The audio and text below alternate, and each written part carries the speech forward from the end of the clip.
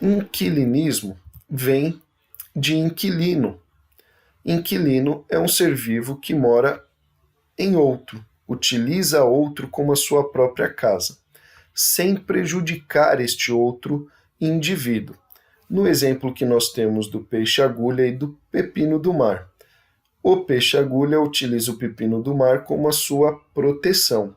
Então o peixe-agulha sai, come e quando ele se sente ameaçado, ele entra no pepino do mar, na cavidade do pepino do mar, e ali ele se protege dos seus predadores.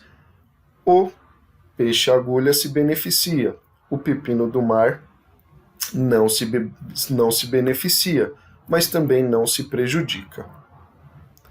Uma forma de inquilinismo que é muito frequente em vestibular é o realizado pelas plantas, e aí é chamado de epifitismo. Epi quer dizer sobre, e fito se refere à planta.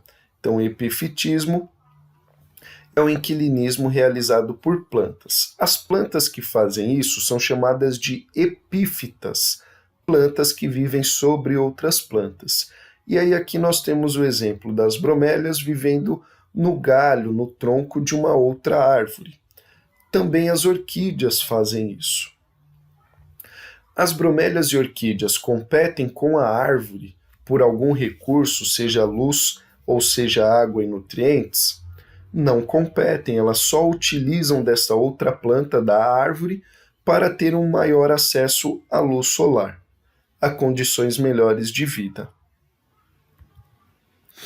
Agora nós entramos nas relações desarmônicas, interespecíficas desarmônicas, entre indivíduos de espécies diferentes, e que causa prejuízo a algumas dessas partes.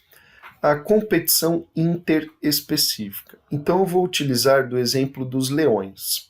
Os leões, um leão com o outro, é uma competição intra. Mas se utilizando da savana africana, nós temos lá vários predadores de topo. Quem lembra quais são os predadores de topo da savana africana? A hiena, o leopardo, o guepardo, os cachorros do mato. E quem sabe quais são os predadores de topo das florestas tropicais do Brasil? As onças. Neste caso da competição interespecífica, o leão, a hiena, o leopardo, então entre esses predadores de topo da savana africana, que é um dos melhores exemplos para a gente exemplificar as relações ecológicas, eles vão competir por território e alimentação. E aí, quem se sair melhor acaba se alimentando e sobrevivendo. A segunda relação interespecífica desarmônica é a predação ou predatismo. Aí ela é positiva negativa, porque o predador é beneficiado, mas a presa não. Alguém lembra o papel biológico do predador, a importância do predador de topo para um ecossistema? A importância do predador de topo é manter a população em equilíbrio, o ecossistema em equilíbrio. Então existem gráficos que representam esse equilíbrio. Na época de reprodução das presas, a população de presa aumenta muito. Consequentemente, com maior abundância de alimento, o número de predadores também começa a subir. E conforme o número de predadores aumenta, o número de presas começa a diminuir. E assim por diante. Então, quando vem a época das chuvas, maior abundância de alimento para os herbívoros, aumenta a população de herbívoros.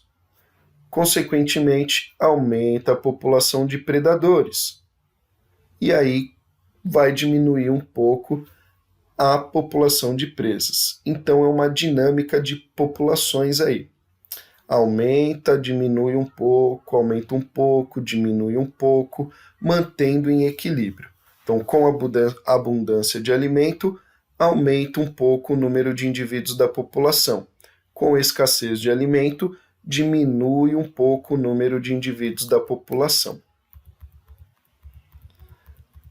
A relação ecológica parasitismo precisa do parasita e do hospedeiro. O parasita, ele mora e se alimenta do hospedeiro.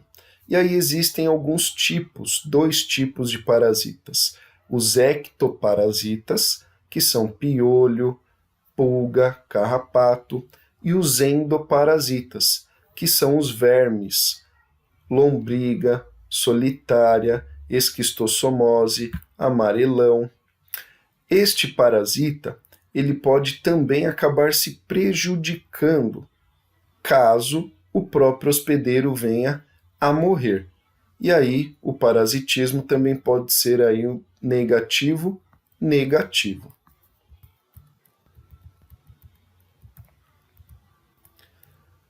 E aí nós vimos no início, na introdução das relações, esse mecanismo de defesa dos seres vivos que não possuem aí dentes, garras ou veneno.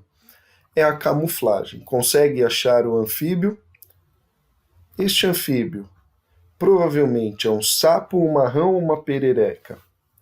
Provavelmente é uma perereca, porque elas, na maioria dos casos, elas é que possuem as ventosas nos dedinhos, para poderem se agarrar aí nas árvores, nos arbustos, nas rochas.